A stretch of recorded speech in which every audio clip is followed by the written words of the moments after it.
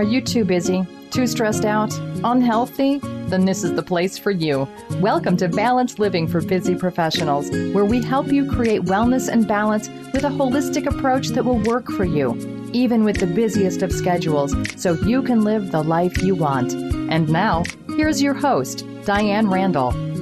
Hello, and welcome to Balanced Living for Busy Professionals. Today's episode is about mental illness in the workplace, lifting the stigma. No workplace, big or small, is exempt from the impact of mental illness. According to the National Alliance on Mental Illness, approximately 44 million adults in the U.S. experience mental illness in a given year. That is 1 in every 5 adults. Anxiety disorders, 18.1%, and I didn't even know anxiety was in the mental illness category. And major depression, which is 6.9%, are the most prevalent diagnoses. In a report by the National Alliance on Mental Illness, it was cited that depression is the leading cause of disability worldwide and a major contributor to the global burden of disease. And on top of this toll in money and human pain, mental illness is among the more difficult workplace problems to tackle head on. Unlike most other conditions, it is one that many people who suffer from it choose to be left untreated. And even when treatment is available in the workplace, the promise of some relief competes with the fear of being stigmatized because these people are seeking help. My guest, Lanada Williams, is here today to talk about mental illness, stigmas, and the workplace. She is the host and creator of the Lanada Williams Show. She's an innovative National Certified Counselor, a licensed psychotherapist, an entrepreneur, world traveler, and author. She has been featured in Ebony, The Huffington Post, Young Forbes, Dr. Oz, as well as others. With the goal of taking the stigma of mental illness, Lanada's lively opinions and open-minded mental health perspective provide accessible tools to deal with everyday life and well-being, with an emphasis on love and relationships. Lanada, welcome to Balanced Living for Busy Professionals. Thank you so much. I appreciate you letting me come to your show. And the Lanada Williams Show is a big fan of your show, so I appreciate it. Well, thank you. Thank you. I'm just grateful and happy that you're here today to talk about mental illness as it relates to the workplace, because there are so many people with mental illness that just don't know where to turn. So I'm just so happy that you're here to kind of sort some of this out for us. Yes, it's my pleasure.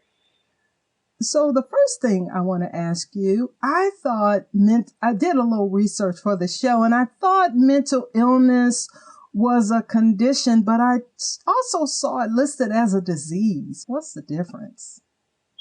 Well, I think that's a great question to start with, because I think that as people in a society, we typically use the terms interchangeably. But the best way to think about it is that a disease is a condition. And typically, when you have some type of disease, it's abnormal and you feel the symptoms of it. And these symptoms can cause some type of infection, or it can cause some type of issue. But it's something that affects an organism. When you think about the word illness, the illness is really referring to the feelings around it. So it might be a feeling that's associated. So you might feel weak. You might feel some type of fatigue or discomfort. Got it. And most people seek treatment for both. And typically when we are trying to use the words that are non-stigmatizing within mental health, we try to refer to the different labels. Instead of referring to them as diseases, we try to now, NAMBI and a lot of the other national associations of mental health have leaned towards using some more positive, affirming words and saying an illness. So it refers to how you feel for this temporary moment in your life, because with mental illnesses, there are cures. They're not lifelong diagnoses like they used to be. And we're really trying to move towards preventative care and discharge for treatment.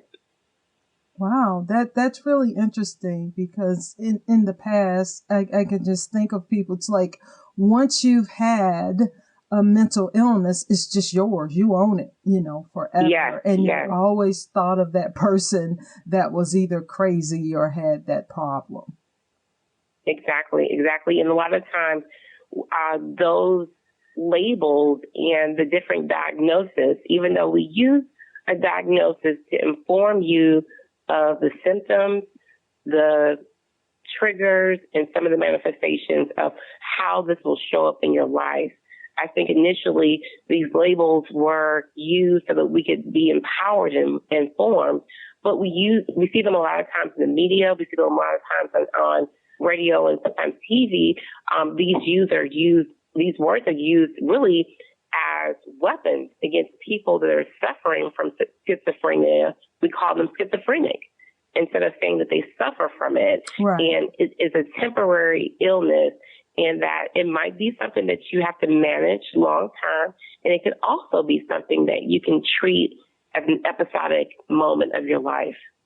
Well, I can tell you, when I was researching this show and I looked up mental illness, there was so many labels: ADHD, bipolar, schizophrenic. I mean, I was like, wow, I didn't realize that and anxiety.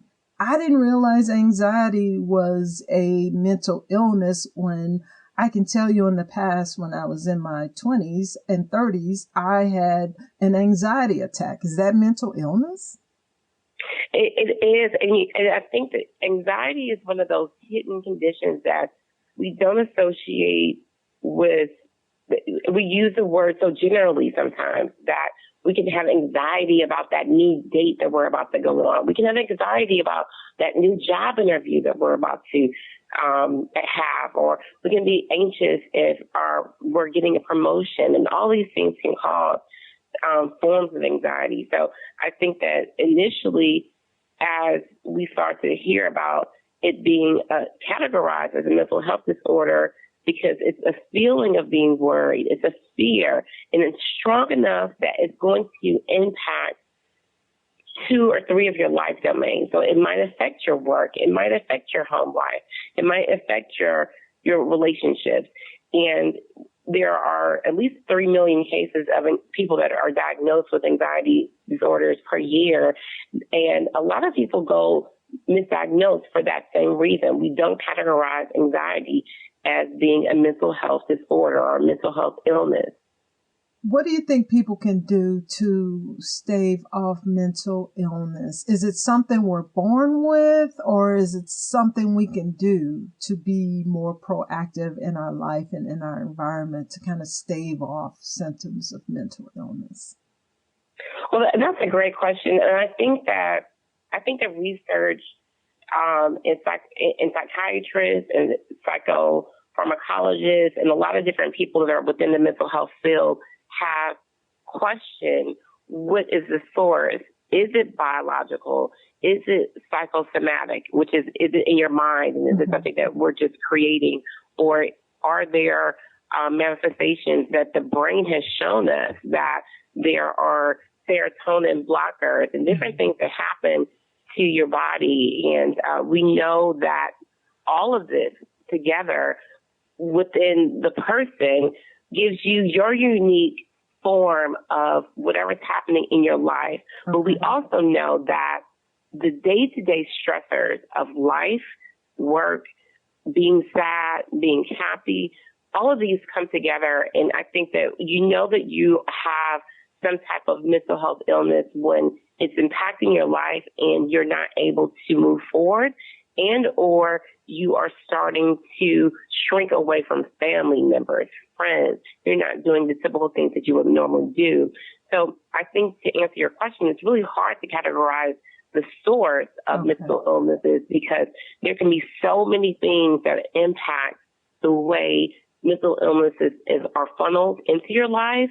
But there are simple steps and simple treatments that if you are diagnosed early, research has shown that people are able to live productive lives and come to a close of treatment at some point in their life.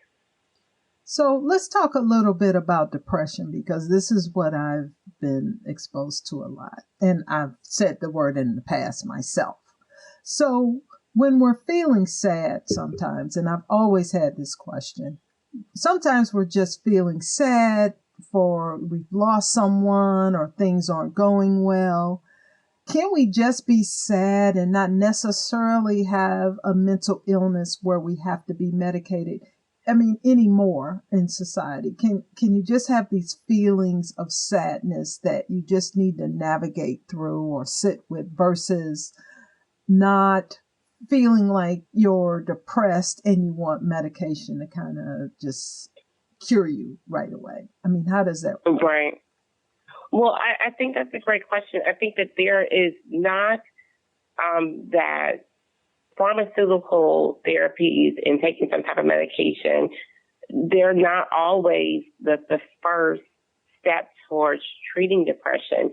And you're right. Sometimes it can be that you are just having a bad day and you feel depressed. And these feelings, once they occur, there's several different types of depression. There's major depression, which is something that could be treated, and it's available through just talking to a psychotherapist like myself, okay, or going to a group counseling session. Other times, it could be that you have chronic depression, and it's studies that have shown that women sometimes suffer from chronic depression at higher levels because we're exposed to stress over long periods of time, versus men sometimes only have acute stress. So they might have one episode of a stressful moment, and it's acute stress, and they're able to manage that.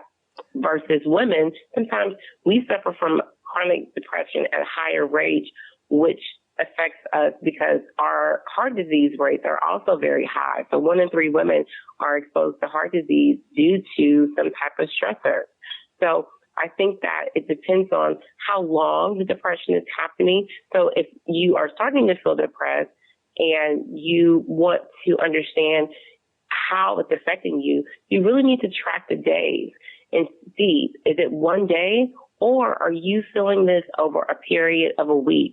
After you've tracked it for a week, if it looks like over the last 30 days you have been depressed, or you've had this feeling of sadness more often than not, then that is a warning sign that this is not just a sad day, that you are having these moments that are occurring on a daily basis that you're unable to navigate, that's causing you some type of disharmony and unbalance in your life. And that is when you should take the next step, which is there's a lot of online assessments that you can do just to give you a snapshot of, am I depressed? Do I need to take the next steps towards treatment? Wow. And you said stress. So are you saying, and did I hear you say or understand you correctly, that stress is a cause of depression? Well, actually, it's almost a paradox. Stress can lead, stress is one of the symptoms of depression. And depression can also be something that causes stress. So there's a normal reaction to your struggles in life. It might be a normal reaction to have some type of stress. There might be something that's going on that's giving you a feeling of being overwhelmed. And sometimes these feelings of overwhelming can make you feel like there's a physical manifestation of that. But you want to, again, understand that it is there is reciprocity in you feeling stressed and having some type of signs of depression. But stress is definitely one of the things that when it is related to work and how you're able to manage it. A lot of times we don't call stress burnout, but when you look at the world of work and mental health, burnout is one of the number one indicators that depression is on its way. If you feel like you're having high levels of stress at work, and it's causing you to feel like you're burnt out. You're not able to go to sleep. You're overextending yourself. And a lot of times when people are working and we have different careers that promote this idea of productivity versus a holistic living and really having an integrated lifestyle, those are things that you really want to make sure that you have a clear idea of your stresses at work and if it's causing you to have some type of burnout. I hear what you're saying. I talked about on the show in the past where I've been in consulting my whole past 25 years. And it's just constant. In the past, it was constant traveling, constant, flying to different cities to be with the client. And I told the story of how I got a ride to the airport and I literally couldn't get out the car to get on the plane. And I ended up coming back home. And for a year, instead of consulting, I taught, because just that thought of getting on that plane and having to go somewhere every week, I just couldn't do it. I needed something that had where I knew I could go and come right back. It's like I just couldn't commit to anything long term. And this lasted about a year. But I guess I didn't look at being burnt out because I had to go to work. I had to earn a living. So in the past, I was wondering, did I just stuff those feelings down? Because it's like... Yeah. And that's a powerful story, because I think that when people, when you talk about burnout, people don't correlate that it's a form of psychological stress.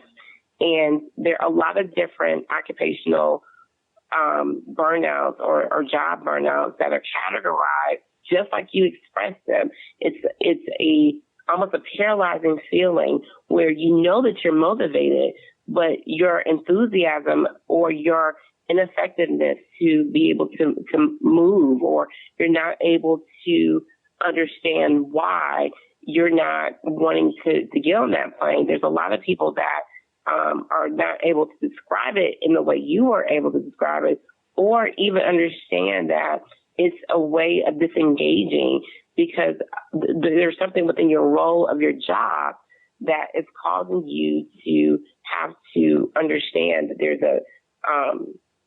a give and take in that. And once your body tells you physically, I can't do this anymore, a lot of the high stress work environments and demands can be very emotional. And those are psychological indicators of stress. I hear what you're saying, because you're that committed, determined person who feels that you're going to get through whatever you have to do no matter what. And having that type of mentality is, I've got to succeed. I've got to complete this, but not stopping to realize that, yeah, you're saying that, but there's some things going on inside of you that are telling you to stop. Yeah. And when your body, and just know too that when your body physically stops, that's the absolute last indicator that psychologically your mind has told you over and over again. And a lot of times we talk about having a gut reaction, or, I really felt uncomfortable. I couldn't understand why. A lot of times anxiety manifests itself within your stomach. And your stomach has a lot of neurons. A lot of scientists and researchers call your stomach your second brain. Exactly. And when your brain is telling you to do something and we ignore it, your gut is that follow-up. And they're saying, hey, you got to wait. You got to pause. I don't want to do this. And a lot of times people will ignore their gut reaction. And I tell a lot of clients that when you start to ignore what your gut is telling you, you extinguish that. So it's like your leave time at work. Like from some jobs, if you don't use your leave, you lose it. So the same thing happens when your gut reaction. If you don't trust your instinct and when your gut is telling you to do something, you will lose that intuitiveness, and it will slowly start to just wear yourself down. So when you think about your stress, and if you know your body, and if you're listening to this and you're thinking to yourself, well, I never thought that anxiety was a psychological stressor. Well, it is. And a lot of times anxiety builds up right in your stomach and it makes you feel sick to your stomach. And we have all this different language around these psychological terms that when we talk about it and we put it in the content, in the lens of psychological stress, it helps build the vocabulary so that we build literacy around mental health, and it can be non-stigmatizing, and we can start to embrace treatment. Wow. So what are some of the stigmas that exist around mental illness? And if we're in the workplace and we're feeling that things are out of control, some of the things you've just talked about, what can we do to check in with ourselves? And how can we get help? Well, I think that the first thing you do to check in with yourself is just to know that you're not alone. And we all are in a society where overworking, overextending yourself, all of these things are praised within the world of work. Yes. So if you're the person that stays and if you're the person that doesn't recognize their personal boundaries or their family boundaries, and you come to work early, you stay late, you come on the weekends, this is how we are promoted, and this is how we praise people as supervisors. In that part of the world of work, we can't control. But what you can control is that honoring what is valuable to you is what you do the most. So if you're a person that values family, then putting your family down as a priority in your Outlook calendar, making sure that they're scheduled into your life. Because a lot of times if you are good at what you do and you're good at work, you can transfer those skills to make sure that you're good at being on top of your family's schedule, that you know when your children are having soccer games, you know what time you guys are eating, and then start very, very small, but find one boundary and protect it. Protect that boundary as if you are going to lose your job or as if your life depends on it, and slowly start to announce it at work. I'll give you a good example. I was friends with another professor when I was teaching at the time, and she was recently married. And once she got married, she had a standing date with her husband. It was every Friday. And if we had a staff meeting, we had something that was going on that went into that time, she would always announce, hey, I can't do it. Let's reschedule. And for a long time, I was so jealous of her. I'm like, well, who does she think she is? She gets to have time with her husband. She gets to announce this boundary. And slowly, we were new professors. A year later, anytime we mentioned a meeting, you know what day we didn't mention? Friday, because we knew that this one professor had time with her husband. So the point of that story is that once you develop your boundary, you test drive and you start to announce it. And whenever someone wants to engage around why you have it, remember that having boundaries are there to protect you and to protect that level of your psychological well-being. And other people will adjust. Your job will be there. Life will go on, even though we don't think sometimes. But no one was there to tell me, but life will go on with or without you being at that job. However, you are unreplaceable. So making sure that your psychological well-being is non-negotiable. I tell people a lot of times, something has to give, but it's not going to be me. So make sure that you announce your boundaries and you stand firm with them, and other people will adjust, but you have to trust that process. And you said the key word, you have to trust the process. I have had many clients and people that I know, they recognize that they need to set that boundary, but then there's some fear around setting the boundary because today people are worried about their jobs. They're worried about somebody else getting promoted. Today's workplace, some people are afraid to set those boundaries. And if there's a meeting or, for example, in the technology world, if a project goes over, the first thing to go are the boundaries and the people that you need to get home to. So I always advocate that how long can you work during the day and at what time are you less productive? Even though you're here physically, how productive are you if you've been working for the past 10 to 12 hours? Exactly. And there's been different productivity studies that have been done, and I think that we have a lot more data and a lot more research, but at the same time, you're right. The actual day where you have to go and work in the world of work hasn't caught up with a lot of the different productivity studies and the different things that we've seen, and how the environment that you work in can affect that. And setting good boundaries, you're exactly right. It's not welcomed in the world of work because of the way we promote and the way we celebrate overextension. And we promote, and that's the culture. Like, if you don't have a child, if you don't have a family, you're seen as an asset. If you are male and you can't have a baby, you're seen as an asset. All of these things are different constructs that we have that are really hurting and crippling the way people are affected psychologically. And there are heavy stigmas that exist that still have mental health implications within all of those barriers. It's so interesting that you say that. I remember years ago, I was working on a project as a consultant, and yeah, I would work, but I would also leave at a decent time after at least 10 hours. And I remember getting my evaluation for the year. And the partner of this consulting company wrote that I spent more time worrying about work-life balance than being at the client long hours. So that was seen as not really putting all that I could put in. But I had to laugh to myself. I said, this is great. And one day I'm just going to use this in a positive way.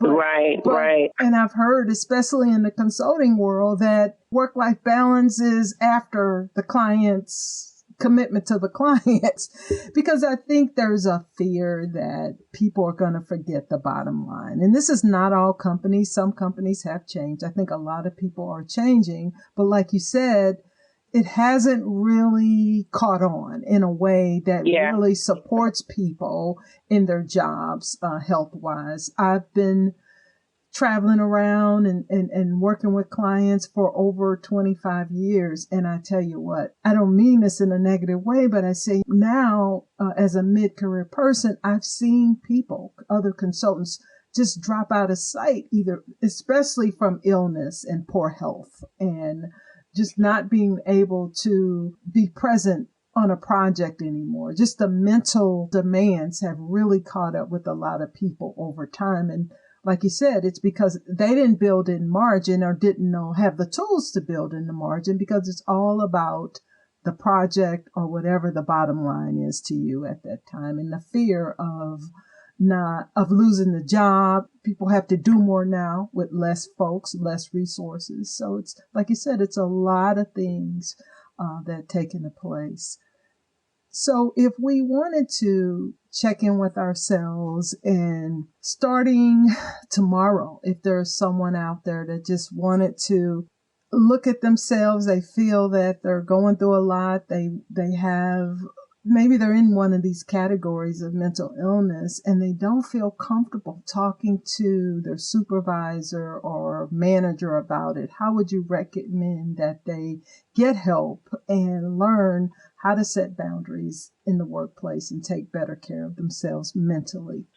I think that that's an incredible question, because I think that a lot of people are struggling with this now, and the idea that you might suffer from anxiety, and that anxiety can impair your world of work, or that you're suffering from depression and that depression impairs your world of work. It's something that now, if people are listening and then struggling with this, just know that it is so critical that you at least take a step towards understanding that you're not alone, and knowing that even listening to programs like this, finding online communities are small steps that are ways that you can, in the privacy of your own home, you can reach out and receive support and help in different treatment guidelines online, different treatment groups, different podcasts like this one that gives you information. People don't realize that this is an intervention towards understanding what you can do. I think that if you're in a work environment that you feel that is toxic and it's hostile and that you know is non-supportive, then that should not be your first place that you try to seek help. You might want to initiate a conversation with an HR director and ask if your job has an EAP counseling center, which is an employment assistance program that offers maybe 1 or 2 sessions with someone like myself, a psychotherapist, or someone that you're able to process. All jobs don't have that, but that is a viable step that gives you access to a counselor that understands the work language, the world of work, career maturity, understanding what next steps are. And like you said, if you're having a midlife change where maybe it's about the career and maybe the main issue, we spend 8 to 10 hours of our day at work. So it's critical that you understand how you feel at work and not, I think a new term that as a psychotherapist that we're starting to see is not just having a work-life balance, but also moving towards having an integrated life where you understand and you're able to really talk about what is the passion that you have, and are you in a place where your passion is equating that you're able to actually make money and help people within the domain that you feel like your life's purpose is. So a lot of the different research now is moving towards how can you have an integrated life if your work balance is stressing you out and you don't like your job. A lot of the different ways that you can look at this too is as a gift of understanding that you can talk to a therapist and not just talk to them about the things that are stressing you, but also lift up some of the layers and start to really rediscover if you have a passion that you've ignored and seeing if that is the root cause so that you have an idea of what treatment you need before you go to your supervisor, and you can have an informed conversation with your HR director so that you can understand what your rights are and what you have to disclose. Because if you're having an anxiety disorder that's affecting your mobility to actually physically show up in the office, and that's something that needs to have a different conversation so you can see what your options are, but either working from home or being able to seek treatment while you're working. Lanada, you've certainly given us a lot of great tips and information that we could use to check in with ourselves and check in with our lives in our workplace around taking care of ourselves better and just warding off some of the stressors that could cause anxiety and depression. And I want to thank you for being here today. This information is so critical. And one of the missions that I have with this podcast is to just give people information and tools that they could use to make changes in their lives so they can improve and live better lives. So I want to thank you for being here today. Thank you so much. This work that you're doing is critical to helping people that are working professionals. So I appreciate you having me on. And I'm glad you showed up. And if anyone wants to know more about Lanada Williams, I will have the link to her show as well as her website. I want to thank everyone for listening. Thank you for listening to Balanced Living for Busy Professionals. This podcast is sponsored by DianeRandallConsults.com. If you like this show, the best way to support it is by leaving 5-star feedback on iTunes. And please feel free to email your questions, comments, and suggestions to feedback@DianeRandallConsults.com. Until next week, namaste.